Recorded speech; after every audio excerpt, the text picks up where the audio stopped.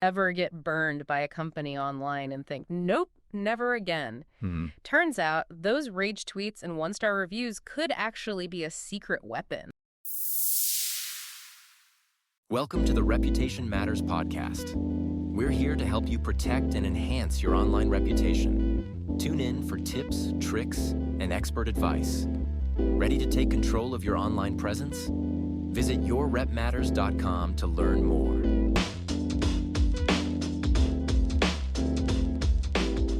Today, we're diving deep into the world of online reputation management. Okay. How businesses can transform those furious keyboard warriors into their most loyal fans.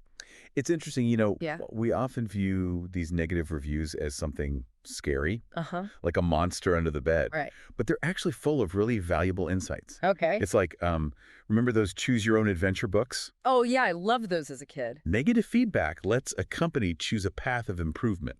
Okay, I like that analogy. Yeah. So let's unpack this. Okay. Our source material today is a blog post on reputation management from yourrepmatters.com. Right. We're going to figure out why this matters and how businesses can flip the script and use negative feedback to their advantage. Sounds good. All right, so first, Yeah, why does this even matter? well, the first thing to really understand is the power of online reviews. Okay. The blog cites a study where 79% of consumers Wow. trust online reviews as much as personal recommendations. That's a lot. It is, right? Think about that. We're talking almost 8 out of 10 people valuing a stranger's opinion as much as a friend's. It's insane. We all know reviews are important, Yeah. but that really puts it into perspective. Yeah. They have so much power these days. Exactly. So Yeah. knowing how to handle negative reviews is critical Yeah. because, let's be real, they're inevitable. Oh, for sure. No business is perfect, and in Right. the digital world, unhappy customers have a loudspeaker at their fingertips. Yeah, that's a good point. Yeah. So how can businesses avoid getting crushed by all these bad reviews? Right. How do they turn this PR nightmare into a positive? Well, The blog post outlines a 4-step process. right. Where do we even begin? Well, the first step is deceptively simple. You just have to listen. And acknowledge the feedback. Right. You'd be surprised how many businesses miss this step. Really? Oh, yeah. Huh. When a negative review pops up, the worst thing you can do is ignore it. Right. Or even worse, get defensive. Oh, I can see how that would backfire. For sure. If I left a bad review and got ignored, I'd be even more annoyed. Exactly. Ignoring it just fuels the fire. Yeah. Instead, businesses need to respond quickly and with empathy. Okay. The blog gives a great example. We're really sorry to hear that your experience didn't meet your expectations. We'd love to understand more about what happened and how we can make things right. I like that. Right. It feels so genuine. It does. It doesn't feel like a canned response. Exactly. It shows they're willing to listen and make things right, Right. which sets the stage for actually resolving the issue. Which brings us to step 2. Okay, so step 2 is fixing the problem. Mhm. This is where the talk turns into action, right? Absolutely. Words are cheap. So once you've acknowledged the issue, you need to walk the walk. Okay. If a customer has a legitimate gripe, offer them a solution Mm-hmm. that tackles their concern head on, Right. whether it's a refund, a replacement, Right. or a discount on a future purchase. Gotcha. Taking action shows you're serious about customer satisfaction. But what about those situations where the customer's complaint seems, well, a little over the top? Yeah. How do you handle those gracefully without setting a precedent? That's where things get tricky. Yeah. But even when a complaint seems unreasonable, Right. it's vital to respond calmly Okay. and focus on finding a solution. Mm-hmm. Find common ground, offer alternatives, Okay. and be willing to compromise. All right. Remember, it's not about winning an argument. Oh, that's a good point. Yeah, It's about rebuilding trust exactly. and showing that you're committed to making things right. Right. Yeah, sometimes getting caught up in who's right and wrong misses the point. Totally. And keeping that customer happy is worth it, even if it stings a little bit in the short term. For sure. So we've listened, we've acknowledged, and we've resolved the issue. Okay. What's next? Step 3 might seem a little counterintuitive, but it's asking for feedback Oh, wow. and a second chance. Asking for feedback after resolving an issue. Mm-hmm. It seems like you'd be opening yourself up to more negativity. I know, right? Why is this a good idea? It shows commitment to constant improvement Okay. and demonstrates that you genuinely value the customer's opinion. Interesting. It also lets the customer feel heard, Mm-hmm. turning them from a complainer into an active participant. The blog mentions a customer who complained about a late delivery. Yeah. The business fixed it, made sure the product arrived in perfect condition. Right. Then they asked the customer to update their review. That's a great example. Yeah. It's a perfect example of how turning a negative into a positive can showcase a real dedication to customer service. Right. It repairs the relationship with that customer. But it also signals to everyone else that you're making improvements. Okay, so we've come a long way. We have. We listened, resolved the issue, and even asked for feedback. Right. What's the final step in this transformation?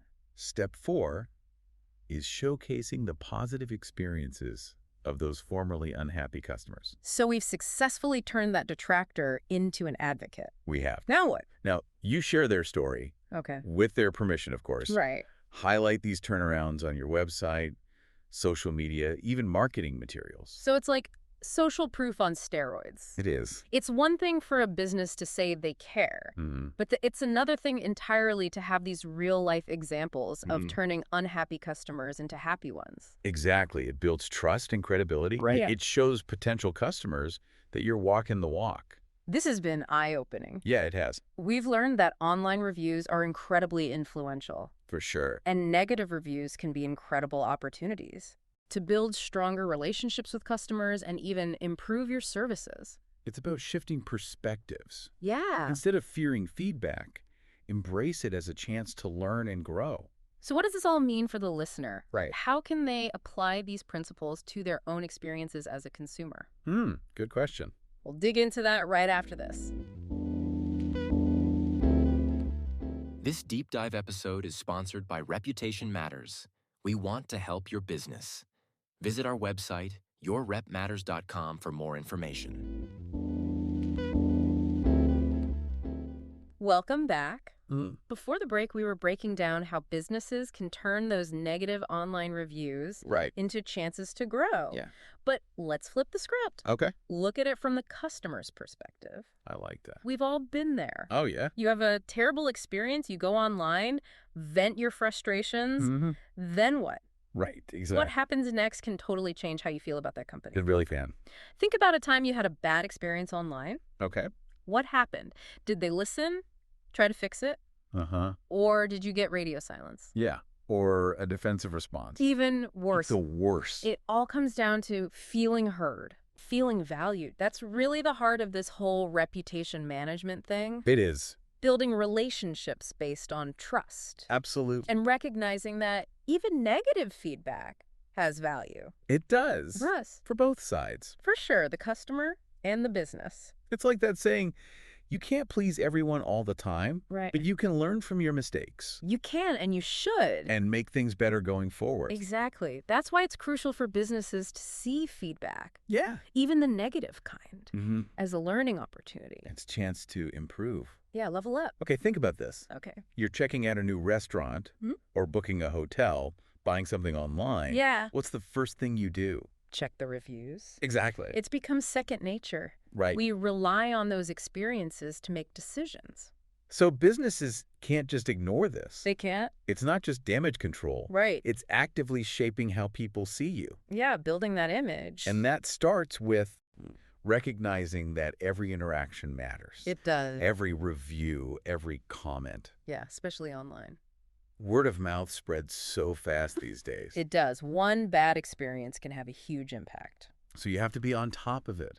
You do. Monitoring reviews, responding. Absolutely, whether it's a fancy platform or just Google Alerts. Right. You got to stay in the loop. But what if we took this a step further? What do you mean? What if, as customers, we were more proactive about giving feedback?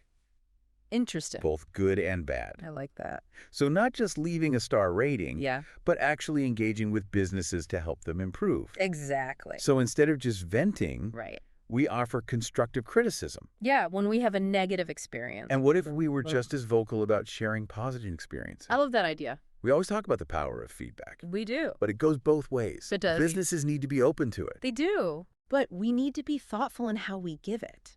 Absolutely. Yeah. We all benefit when businesses are constantly trying to improve. This has been fascinating. It has. We've learned how businesses can use these negative reviews to improve and build those relationships with customers. And how we as consumers can help shape a better online experience. But before we wrap up, Okay. one final thought. All right. We talked about businesses using negative feedback to improve. Right. But what about us? Good point. As individuals, Yeah. how can we apply these principles to our own lives? That's a great question. We get feedback all the time. We do at work, in our relationships, even with our hobbies. So how can we be more receptive to it, even when it's critical? Yeah. How can we use it to grow? It might sound cliche, Okay. but I think it starts with a change in mindset. Yeah. Instead of seeing feedback as an attack, Right. what if we saw it as a chance to grow? I love that. We're all works in progress. We are always evolving. And feedback, even the tough, can help us get better. It can. It's like turning those critics into mentors. Oh, I like that. Yeah. People who challenge us to be our best. Exactly. That's a great point to end on. It is. Thank you for tuning in. Check back next week for our latest episode or visit our website, yourrepmatters.com, to take control of your online reputation. After all, reputation matters.